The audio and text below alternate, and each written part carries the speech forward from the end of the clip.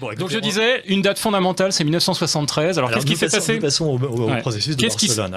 Alors oui, le processus de Barcelone. Enfin, oui, le protocole de Barcelone. Qu'est-ce qui s'est passé en 73? Il y a la guerre syrio-égyptienne contre Israël. Les Syrio-égyptiens prennent une raclée et de manière immédiate, quasiment immédiate, l'OPEP et les pays arabes multiplient le prix du pétrole par 4 et classent les pays en catégories, c'est-à-dire soit amis, soit neutres, soit ennemis. Et ils classent dans la catégorie ennemis toutes les personnes qu'ils associent, de près ou de loin, à l'État d'Israël. Ça a provoqué, certains s'en rappelleront, donc un choc pétrolier absolument terrifiant. On a eu un chantage, c'est-à-dire que les pays de l'OPEP nous ont mis la main sur le robinet en fermant. Il faut savoir qu'il y a des pays qui se sont retrouvés sous embargo pétrolier. C'est la Hollande qui s'est retrouvée en embargo pétrolier, etc. Les États-Unis aussi d'ailleurs. Et suite à ce chantage, parce que c'est un chantage, ils nous ont imposé des conditions. Nous sommes allés à la table des négociations avec eux et nous avons tout accepté. Alors, dans les accords qui ont suivi juste après, donc on a donc le 6 novembre 1973, donc les 9 pays de la communauté européenne de l'époque basculent dans le camp pro-arabe. Donc avec les corollaires qui vont bien, c'est reconnaissance du peuple palestinien, l'alignement sur le narratif arabe concernant Israël, etc.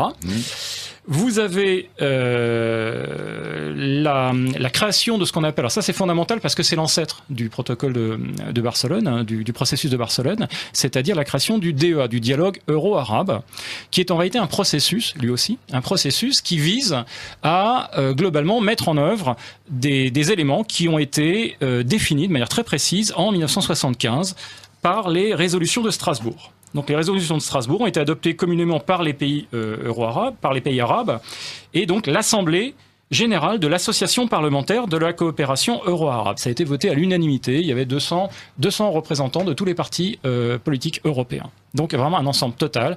Et il faut savoir que ce document est fondamental il pose les bases de ce que nous vivons encore aujourd'hui et qui s'est traduit par différentes avatars. Donc le processus de Barcelone n'était que finalement une espèce de remise en marche du DEA qui a subi des avatars parce que bon, au fur et à mesure des années, des péripéties politiques, il y a eu la signature de paix entre l'Égypte et Israël qui a bloqué beaucoup les choses. Enfin bref, il s'est passé tout un tas de choses, mais le fait est que dans les résolutions de Strasbourg, on trouve exactement ce qui nous arrive aujourd'hui. C'est-à-dire la mise en place d'une politique de recrutement de main-d'œuvre dans le monde maghrébin. L'immigration n'est pas un fait voulu par nos élites, ça a été imposé au moment du processus. Absolument pas. Ça a été réclamé par les Européens. C'est-à-dire que ce sont les Européens. J'ai mal compris. Absolument. C'est ça qui va intéresser les gens. Voilà, donc ce sont là les Européens. En l'occurrence, j'ai le nom de la personne qui a posé. C'est monsieur Tillich de Clercq, donc un Belge. Il faut savoir que les Belges sont vraiment ont été très moteurs dans cette affaire-là avec la France. Donc le Belge, le Luxembourg et la France. Donc ont mis en place un deal, un arrangement, un arrangement. Disons, nous avons besoin de main d'œuvre que nous allons prendre chez vous. Et là, les pays musulmans, eux, ont mis des conditions. Et c'est là où tout est important. Ils ont mis des conditions à cette immigration. C'est-à-dire que la condition était qu'ils disaient pas « vous allez prendre des gens chez nous, ils vont aller chez vous, et puis tout ça va se débrouiller comme je te pousse ». Pas du tout. Il y a eu un souci, d'ailleurs c'est en parfaite cohérence avec la doctrine islamique. Ils disaient voilà, ces gens donc qui viennent de nos pays vont aller chez vous, ils vont s'installer chez vous, mais nous allons mettre des conditions. Ces conditions sont l'accès à l'égalité totale de traitement entre les personnes qui viennent de chez nous et vos propres citoyens, c'est-à-dire accès aux droits sociaux, accès aux droits politiques, accès à tout. Donc égalité de traitement entre les immigrés et les nationaux de vos pays. Deuxième condition, sine qua non, qui est ces gens-là, ils ne vont pas aller chez vous pour devenir comme vous, ils vont aller chez vous, mais ils restent ce qu'ils sont, et nous gardons le lien entre ces gens. C'est-à-dire que ce sont nos communautés qui vivent chez vous, à notre manière, suivis et chapeautés et cornaqués par nous. Et la troisième condition, c'était que tout ça va se passer dans des conditions qui font que vous allez devoir introduire dans vos sociétés un narratif concernant l'islam qui suit les règles suivantes. L'islam fait partie constitutive de votre culture. L'islam est... C'est du Chirac dans le texte. Oui, Chirac dans le texte, bien sûr.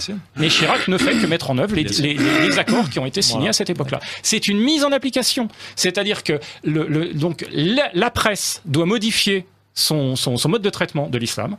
On doit avoir un traitement positif. On doit avoir la mise en place progressive d'une synergie culturelle entre l'Occident et le monde arabe. Musulmans. Tous les instituts divers et variés. Avec la mise en place, et ça encore, c'est dans les accords, avec la mise en place de centres culturels dans toutes les capitales européennes. Donc une infrastructure, nous y voilà. Donc une infrastructure de mise en place de l'arrivée culturelle, de l'accompagnement culturel des populations musulmanes qui allaient arriver chez nous et qui, dans leur perspective et dans les faits, ne devaient pas être séparés de la communauté musulmane, ne devaient pas être séparés de la capacité de pratiquer leur culte de manière parfaitement libre et de vivre selon leur culture et leurs usages culturels. Et nous sommes exactement en train de vivre ça. Ces accords fondateurs qui ont été signés en 75 et après, mais confirmé un nombre incalculable de fois, là j'ai un quart d'heure, je ne peux pas vous citer toutes les réunions, mais il y en a eu des kilos, mettre en place. Et tout cela est chapeauté par le document dont je vous parlais tout à l'heure, que j'ai trouvé récemment, et qui s'appelle donc Stratégie culturelle islamique pour l'extérieur du monde islamique. Et donc, ce document est un document que vous pouvez trouver, alors c'est un document officiel qui a été, adopté comme stratégie officielle par l'OCI. L'OCI, c'est l'Organisation de la coopération islamique. Donc c'est l'équivalent de l'ONU islamique. C'est la deuxième plus grosse organisation internationale du monde et qui regroupe tous les pays musulmans. Et donc cet organisme a son plus haut niveau décisionnel, qui est le niveau des sommets islamiques. Les sommets islamiques sont les sommets qui regroupent les chefs d'État. Donc lors du 9e sommet à Doha, en 2000, ils ont adopté ce document, qui est un document stratégique, qui est donc la stratégie d'action du monde musulman chez nous. Parce qu'à l'extérieur du monde islamique, c'est chez nous. Eh bien, ce document, dont j'ai fait quelques petites traductions, mais je vais vous faire un résumé parce que sinon je ne vais pas avoir le temps de le faire. Donc tout ça, ce sont les preuves que vous avez en votre possession et que tout le monde peut vérifier. C'est absolument sourcé. Et mais complètement. Alors vous pouvez trouver ce document en téléchargement. Vous pouvez le télécharger, le lire, donc sur le site de l'ISESCO. Alors allez-y. Alors l'ISESCO, si vous considérez que ça, ISESCO, comme ça se prononce, hein, ISESCO. Donc, si vous imaginez l'OCI comme un gouvernement, eh bien, l'ISESCO, c'est le ministère de la Culture, de l'Éducation, de la Communication. Donc, c'est quand même un très, très gros morceau. Ça fait partie de l'organigramme officiel. Ils ont leur siège à Rabat, dans un très beau bâtiment. Et donc, vous allez sur le site de l'ISESCO, vous allez sur la partie en français, parce que vous avez un site en français, vous cliquez, vous cherchez le mot stratégie. Donc, vous allez à l'onglet stratégie et vous téléchargez ce document. Qui est un document. Qui est en anglais peut-être ? Non, qui est en français. Qui est en français. Qui est en français. Voilà. Et ce document, il est présent en arabe, en anglais et en français. Alors j'ai constaté qu'il y a des petites différences entre les versions. J'ai même fait viser la version justement par Samuel Dib, qui est parfaitement bilingue. La version arabe.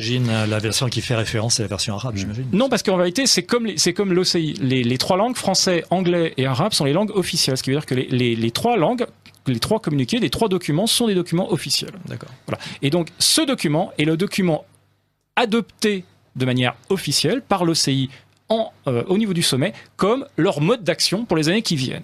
Voilà. Et ce mode d'action, je vais le résumer très rapidement, il consiste à implanter, alors j'utilise leur terme, à implanter des communautés islamiques civilisationnellement différentes de l'Occident, qui fonctionnent selon les règles de la charia et qui ont pour vocation de prendre les postes clés au niveau politique, économique et communicationnel dans les pays hôtes. Nous sommes les pays hôtes. Voilà. Il faut savoir que l'implémentation, la mise en œuvre de cette stratégie, c'est précisé encore une fois dans le document, s'appuie sur les centres culturels, les mosquées, les écoles islamiques. Et qui sont pour l'instant marginales, ces écoles islamiques, mais qui sont pas du tout marginales. À chaque fois que vous avez une mosquée, l'étape d'après, c'est l'école islamique. Qui est à côté, qui vient après. Et d'ailleurs, dans toutes les mosquées, vous avez des salles de classe. Oh tiens, c'est bizarre, est-ce qu'il n'y aurait pas un rapport avec une sorte de processus éducatif parallèle ? Encore une fois, processus éducatif parallèle mentionné dans le document. Alors il faut savoir que ce document est donc un document officiel qui a été mis en place, alors pas par quelques excités dans le fin fond d'un pays arabe. Avant la mise en place de ce processus a nécessité pendant 9 ans, ils ont sillonné toute la France. Ils le mentionnent d'ailleurs dans le prologue de ce document. Comment est-ce qu'on en est arrivé là? Eh bien, ce sont les organisations européennes qui ont participé à l'élaboration de ce plan. C'est-à-dire que des gens qui sont chez nous. Mais le serpent qu'on a nourri, c'est-à-dire qu'on a réchauffé en notre sein des serpents, c'est-à-dire qu'on a financé, la plupart des fois, il faut savoir que les centres culturels en Europe sont financés par les États, sont financés par le contribuable. Et ce sont ces gens-là, parce qu'il n'est pas dit des centres culturels, ni des organisations islamiques. Donc eux, ils ont fait la concertation avec les chefs des centres culturels de toute l'Europe et des organisations islamiques de toute l'Europe. Ce qui veut dire que des gens comme par exemple M. Boubaker, etc., sont compris dans les organisations islamiques.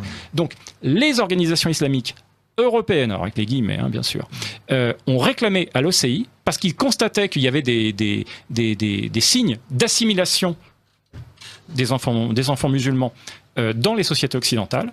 Eh bien, ils ont mis en place un système qui vise à immuniser, j'utilise leurs mots, à immuniser les enfants contre l'invasion culturelle. J'utilise leurs mots. Un enfant musulman qui va dans une école occidentale est considéré comme subissant une aliénation et une invasion culturelle. Donc comme en danger. En quelque sorte. Il est en danger, bien sûr, il est en danger de sortir de l'islam et de s'assimiler à la culture européenne, ce qui est considéré comme quelque chose d'abominable.